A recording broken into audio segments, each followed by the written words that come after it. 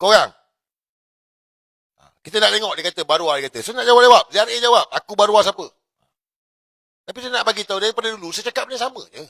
Daripada bukan UMNO sampai sekarang, sama je. Penyatuan orang Melayu, lawan Anwar Ibrahim, dua ni je.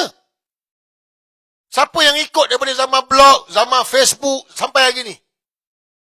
Ni, tak payah, dulu mungkin ramai tak ikut. Sekarang yang ikut Sir ni, korang terkenal Sir ni, kau kenal Sir sebab apa?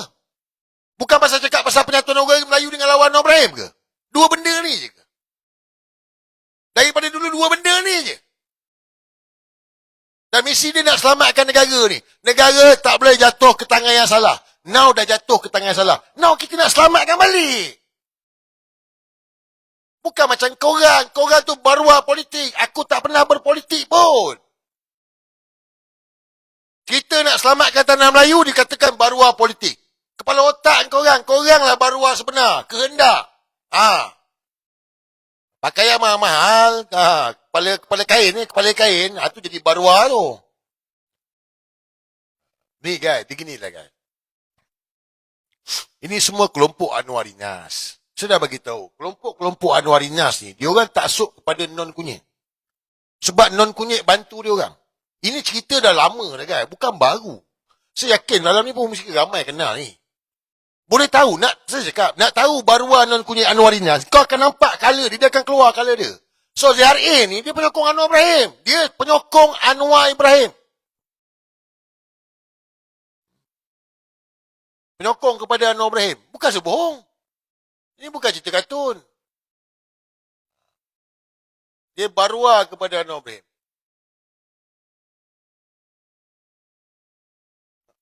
Berhutang budi lah. Non-kunyit dah hantar buat repo kan. Bila dah hantar buat repo,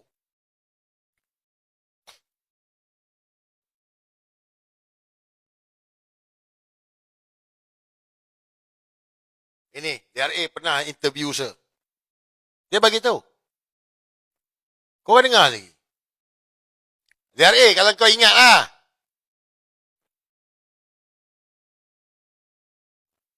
Dekat dia tadi, ini first time saya akan mula bercakap dengan orang yang paling saya tak suka. Tapi saya beritahu kepada Azri, saya dan anda akan menjadi orang yang menjadi contoh kalau boleh walaupun sedikit. Berarti politik ni bukan segala alat.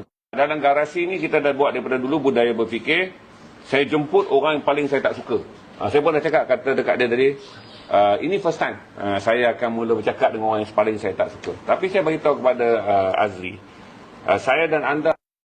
Bayangkan, saya tak pernah jumpa dia. Tak pernah jumpa dia. Tak pernah bercerita pasal dia. Tiba-tiba bila dia panggil interview, orang yang paling dia tak suka.